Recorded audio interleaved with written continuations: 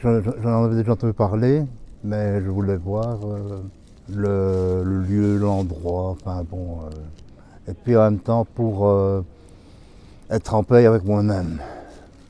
Nous avons la 6e journée mondiale des pauvres ici au sanctuaire, celle qui a été demandée par le pape, qui a été offerte à l'église par le pape. Et donc on a depuis 6 ans organisé cette journée et d'année en année ça croît. Et donc cette année on avait un rassemblement interdiocésain avec Bruxelles, Brabant Wallon, Namur et le Grand-Duché de Luxembourg et Liège qui sont rassemblés ici au sanctuaire.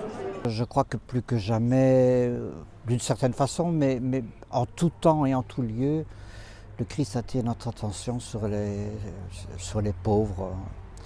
Et je vois dans une journée comme celle-ci, ici à Banneux, combien ça leur fait un bien fou de sentir que il y en a d'autres aussi qui vivent ça, qui sont considérés, qui sont écoutés beaucoup. C'est une grande demande ici.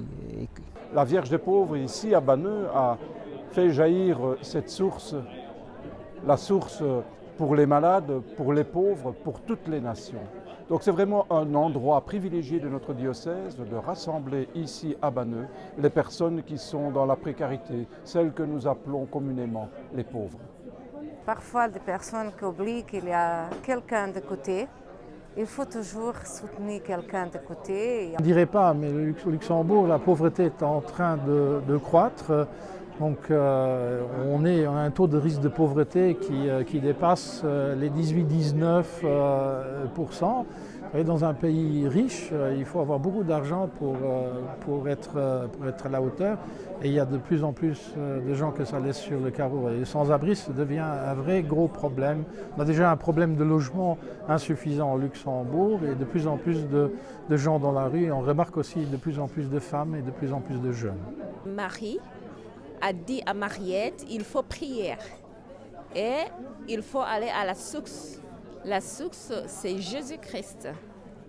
Et c'est la Vierge des pauvres pour les soulager et aussi soulager les malades.